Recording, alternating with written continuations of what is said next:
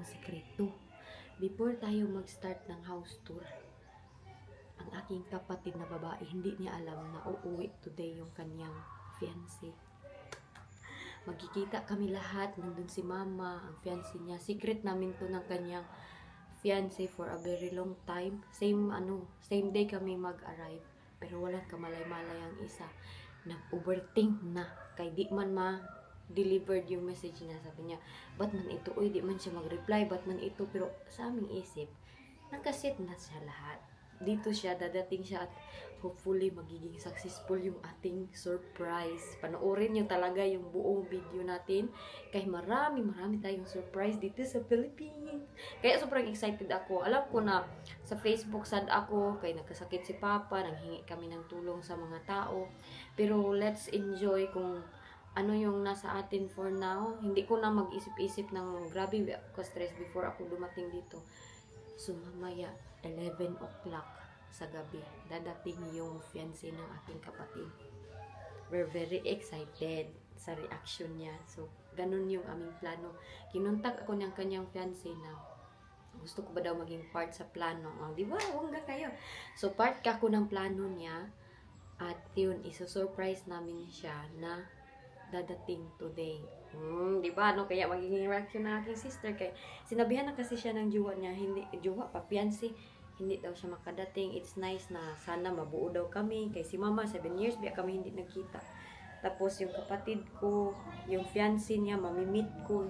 First time ko din mamit ang fiancé na, si mama, first time niya mamit si Jack, first time niya mamit si Cliff, yung fiancé ng aking kapatid. But anyways, we'll go to the house tour. Para hindi mag-overthink ang iba na nakistar na naman si Inday Elgin sa Pilipinas, walang sariling bahay. It's okay. It's our choice.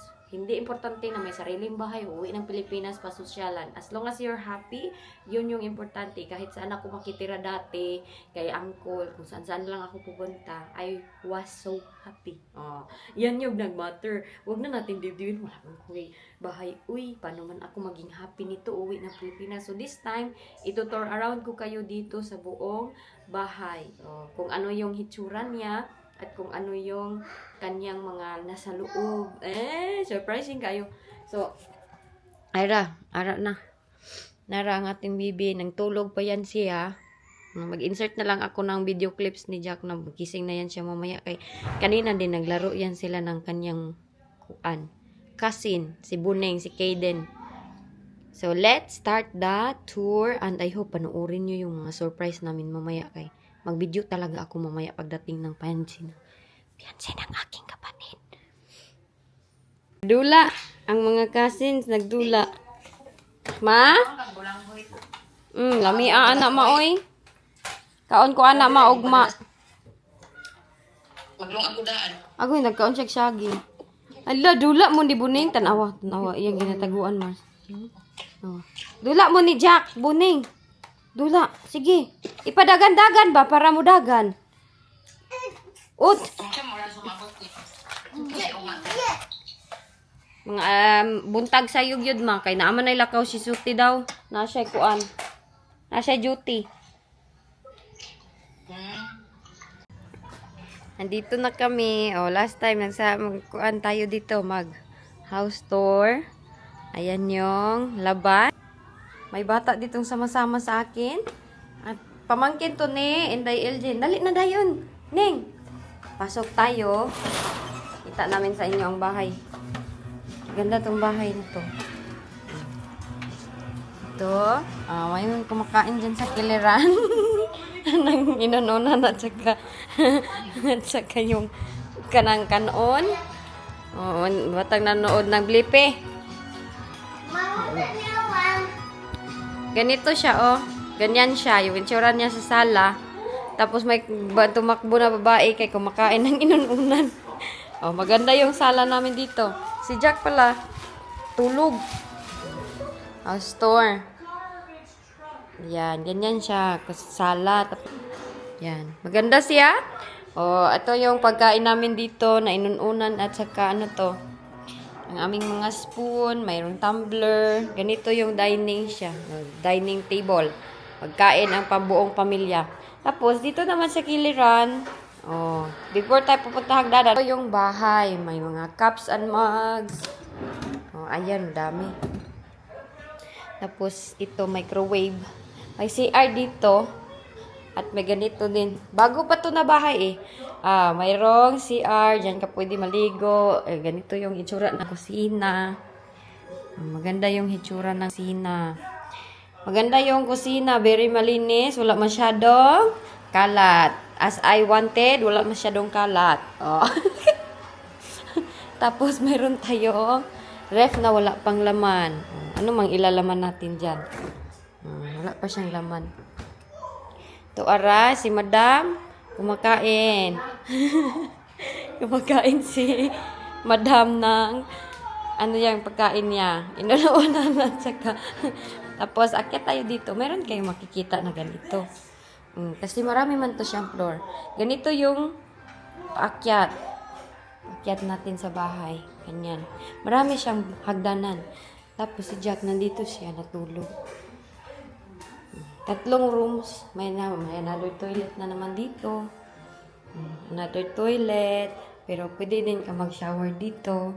Yan, pwede ka mag-shower. Ito dito. Yung first room. Ayan, malamig kay. Ito na yung aking mga gamit. Yan ko nilagay muna.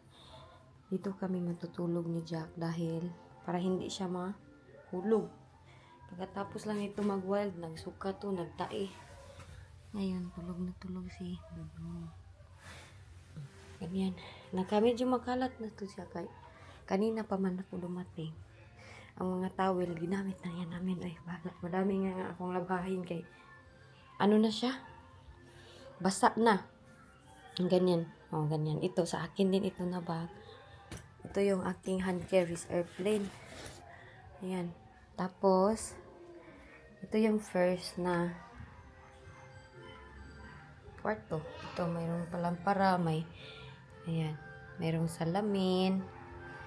Pagpunta mo dito, lalabas ka, may another kwarto dito. Ayan, may another room. Pero di muna natin buksan kaya natutulog yung mga tao dyan. Ito yung third room. Ay, grabe ang lamig dito. Ganito yung itsura ng third room. Sabi ko, aking kapatid siya matulog dito.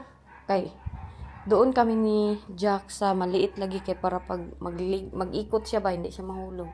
So, ganito yung itsura ng master's bedroom. Meron tayong, grabe, sobrang linis nito dito. Tapos may parang terrace siya. Yan yung ating mga neighbor. Sa Lagindingan Airport para pag sundo, pag may umuwi, hindi na mahirapan, dito na lang. Lang aircon. Lahat ng mga rooms merong aircon. Ito is lalagyan ng mga damit, mga kung ano-ano. Storage yan dyan. Tapos ito yung para sa, akala ko para sa mga damit. Empty pa yan. Kaya bago pa man yan. Bago pa. Wala pang laman. Tapos, meron din ito. Empty man. Kapuya manig. Ayan yung aking yan yung aking itsura. Bagong tulog ako. Kaya, loading pa din ako kay jet lag man. Pero, itutur ko na kayo. Kaya baka naman isipin ng iba na unsa man si Inday Elgin. Oy, nakitira na naman yan siya. Pag uwi ng Pilipinas, walang sariling tirahan. Huwag mag-alala. Kay meron din doon sa aming lugar. Ito dito, ganyan. Meron siyang mga basurahan. Tapos meron dito si Jack. Nakahimasa na, nakahugas ng paa si Jack dito. Shower. Tapos dyan ka maliligo. Meron siyang toragan ni, ang ni Jack, shorts na yellow. Tapos, ganyan siyang itsura niya. Mayroon naman ng salamin. Tapos, ganito. Ganyan. Door. I-off natin kay sayang yung ating kurente.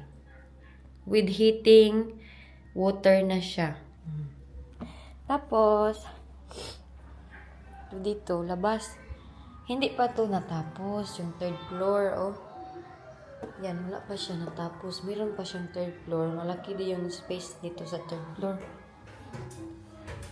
Ito, akyatin ko to dito. Parang tiris man niya siya ba? Hindi pa siya tapos. Uy, hadlo ka man niya, uy. Ayan. At sobrang init natin. Yan, oh. Malawak. Pwede kayo mag-party-party dito. Ayan, oh. Ito yung isang side. Ganito yung kanyang view, isang side. Maganda yung ating Pilipinas. Kay init man dito. Sa UK, lamig. Tapos yan, may mga bamboo. Party-party. Lahat ng space dito sa taas, oh. Malaki kasi ito siya. Lahat ng space. Pwede mag-party-party lahat ng mga tao dyan. Yan, ito yung harap ng kwarto na kung saan kami matulog ni Jack. May mga mangga. Ayan. Tapos ito yung water source. Kung mag-ulan, tapos dyan pupunta. Pag mawalan ng tubig, ang source, meron pa rin gagamitin. Ano to? May room din dito. Ayan, room. Tapos pwede kang magbaba sa another side. Ganyan ang itsura ni. Maganda, no? Malapit to sa Lagindingan Airport para hindi na mahirapan magsundo. Ganito yung kanyang itsura, oh. Diba? Hadlok ay siya. Ito yung tapat na pagbaba mo. Ito, from ng master's bedroom na siya. Tapos maganda yung sahig. Ito yung kulay ng sahig. Very malinis, shiny. Hindi ka talaga magmahay-mahay sa sahig nito.